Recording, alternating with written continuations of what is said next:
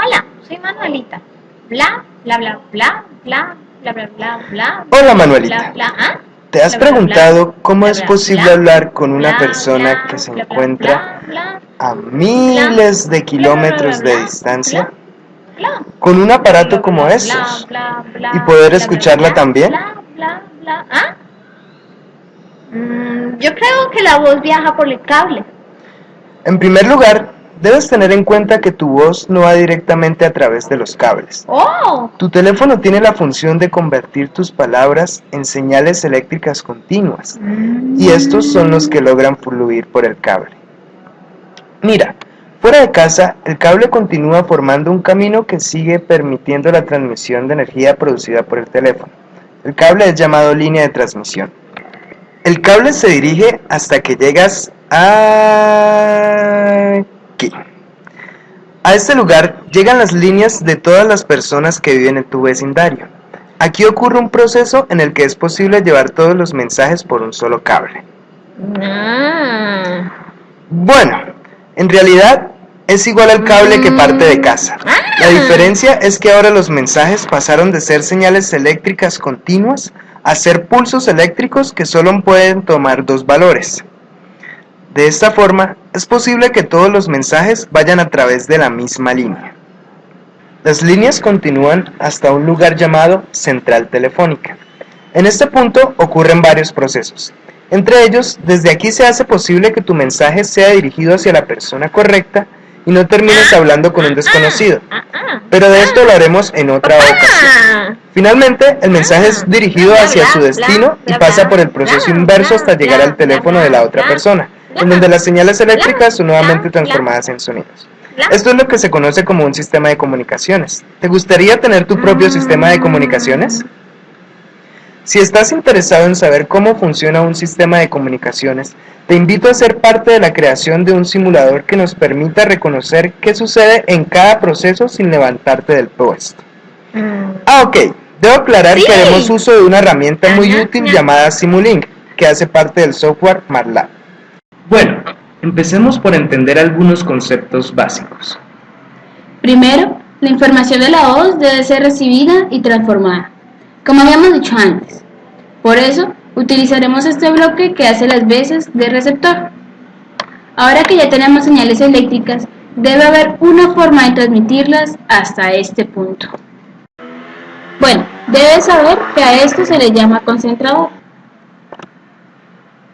Este cable es llamado línea de transmisión. Posee características eléctricas que hacen que tengamos algunos problemas en la transmisión. Una de ellas es la atenuación. Esta será simulada con este bloque de ganancia. Esta representa las pérdidas que sufre la señal debido al material que lo compone, ya que aunque es un buen conductor, no es ideal. Además está expuesto a pequeñas perturbaciones que siempre se encuentran en la naturaleza. Haremos un poco más de esto. Estas perturbaciones son conocidas comúnmente como ruido blanco y se considera como el movimiento aleatorio de los electrones libres sobre un conductor causado por la temperatura, el cual se presenta a través de todo el rango de frecuencias. Por esta razón, es un ruido que afecta a todos los dispositivos y es independiente a la señal. Por ello, es tan importante su efecto sobre el cable. Para esto, hacemos uso de este bloque. El ruido blanco también se considera un proceso estacionario, lo que significa que a pesar de ser aleatorio, su varianza no cambia con el tiempo, es decir, su distribución de probabilidad es una constante. Esto lo podremos visualizar con ayuda de un concepto que tiene que ver con las distribuciones de energía y potencia en una señal. Las señales pueden caracterizarse a partir de su potencia, la cual nos indica el gasto que implica enviar esa señal, siendo así la cantidad de energía que se envía por unidad de tiempo. Por tanto, la potencia y la energía de una señal están relacionados entre sí. Más específicamente nos centraremos en el concepto de potencia promedio, que para fines didácticos consiste en el cálculo promedio de la señal, de tiempo de la señal al cuadrado sobre la resistencia, que si es de un ohmio, estaríamos hablando de la potencia promedio normalizada, donde podemos generalizar que dependiendo del tipo de señal, se pueden caracterizar esas señales en las señales determinísticas y aperiódicas son señales de energía que tienen potencia medio cero, y las señales periódicas y aleatorias son señales de potencia con energía infinita. Sin embargo, la potencia promedio es solo un valor, pero para efectos prácticos se usa el concepto de densidad espectral de potencia, DSP, que nos permite identificar la distribución de potencia en función de la frecuencia, y asimismo se puede hablar de densidad espectral de energía, que se refiere a cómo está repartida la energía en el rango frecuencial. La densidad espectral de potencia difiere de la densidad espectral de energía en que la primera no toma valores infinitos al estar dividida por el periodo de la señal, con lo que podemos representarlo gráficamente de forma adecuada, como lo observaremos más adelante en Simulink. En cambio, la segunda, al estar representando la dispersión de la energía en la frecuencia, y al ser la energía infinita con señales periódicas, tendrá probablemente zonas de la frecuencia que tome valores infinitos que no nos va a dejar representar. De ahí aparece algo que es la densidad espectral de potencia, que para el cálculo de esta se da una expresión que se conoce como periodograma. Esta expresión, a medida que se hace tender a infinito el periodo, será una excelente aproximación de la DSP de las señales.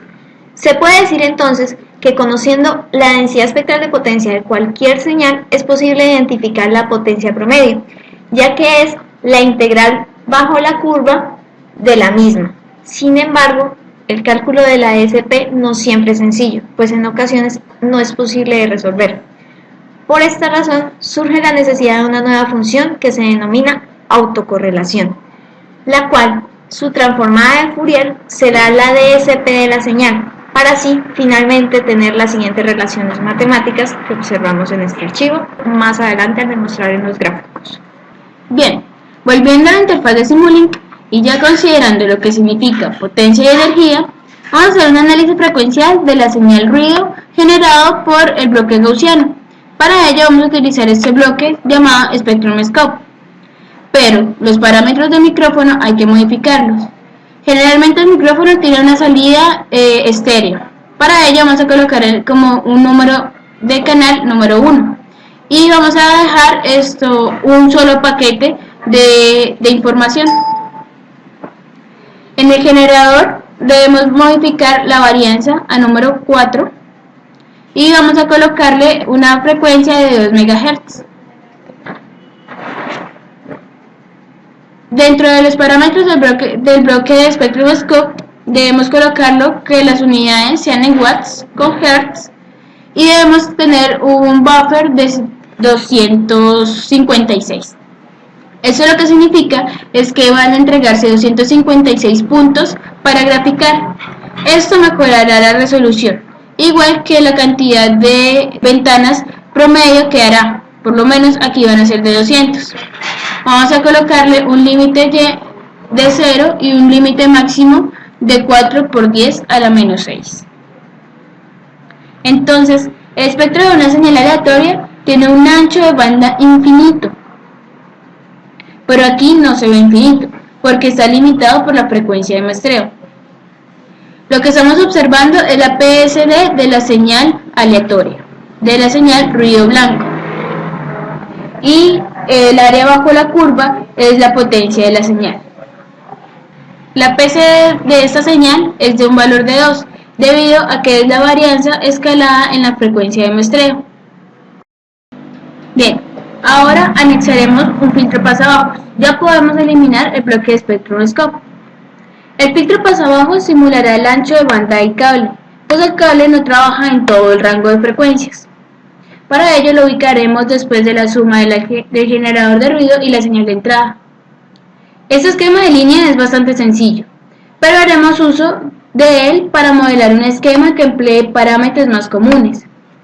Esos parámetros se pueden encontrar en las tablas de cables de transmisión y dependerá de la frecuencia, atenuación y otras características que necesites.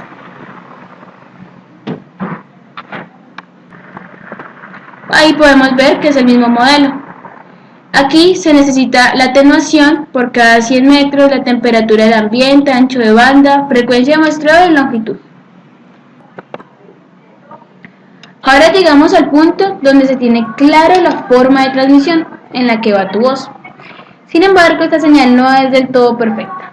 Es decir, cuando tú hablas de telefonía, debes asegurar que el mensaje se reciba sin depender propiamente del tono de voz o el volumen de la misma. Es por esta razón que se necesita la incorporación del bloque que se asegura que las voces de bajo volumen sean amplificadas y las de muy alto volumen sean atenuadas, dejando a todas bajo el rango óptimo para el envío del mensaje. Y es ahí donde hablamos del concepto de compasión, por medio del bloque Low Compressor. El valor estándar de la ley A que utilizaremos para comprimir la señal es de 87.6 y el valor pico de la señal de entrada será de 100 milis. Teniendo las señales a un volumen adecuado, se necesita realizar un muestreo con el bloque Zero Order Hold.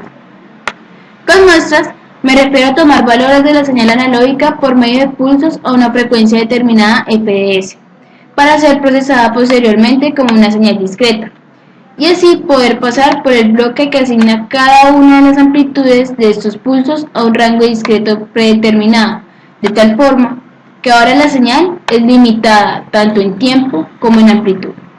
Utilizaremos para esto el bloque cuantizador. Para el muestrador utilizaremos un valor de frecuencia de muestreo de 8K, ya que cumple con los criterios de Nyquist porque la voz tiene un ancho más o menos de 4K. En el cuantizador vamos a colocar 100 milis y una cantidad de 8 bits. Hemos construido el receptor, la línea telefónica y una parte del concentrador que comprende la compasión y cuantización de las señales que estamos tratando. Ah, ya veo. Ahora, Manolita, es necesario que veamos cada una de las etapas cómo la señal ha sido transformada. Para ello, vamos a utilizar un bloque llamado Scope. Este hace las veces de osciloscopio y por ende nos servirá para mostrar la señal en tiempo real de lo que estamos hablando. Entonces, vamos a utilizar 5 canales. Estos canales nos permitirán ver la señal a partir de cómo ingresa a la línea telefónica, cómo está dada después de que pasa por la línea y cómo pasa a través del proceso de compasión. Luego veremos cómo se ve esta después de ser muestreada y finalmente, después de la cuantización, cuáles son sus valores o cómo se comporta. Ahora que hemos conectado el osciloscopio, podemos proceder a correr la simulación y observaremos cómo se comporta la señal en cada una de las etapas que han sido construidas hasta el momento. En el primer bloque podemos ver la señal de entrada, es decir, la señal muestreada por el micrófono. En la segunda ya podemos ver cómo la señal ha sido atenuada. Esto se debe a que ha pasado a lo largo de la línea de transmisión un largo trayecto. Después podemos observar el proceso de compasión. Como vemos, la señal ha cambiado un poco. Los tonos que son altos han sido achatados y los que son bajos han podido ganar mayor amplitud. Luego de esto, la señal es muestreada. Como vemos, se ve en forma de rectángulos, debido al muestreador de orden 0 que se ha utilizado. Y finalmente, la señal pasa por el proceso de cuantización, donde los valores en amplitud también son discretizados, es decir, toman valores enteros desde 0 a 255. Esto debido a que hemos escogido 8 bits. Hasta ahora hemos construido una pequeña parte del sistema de comunicaciones.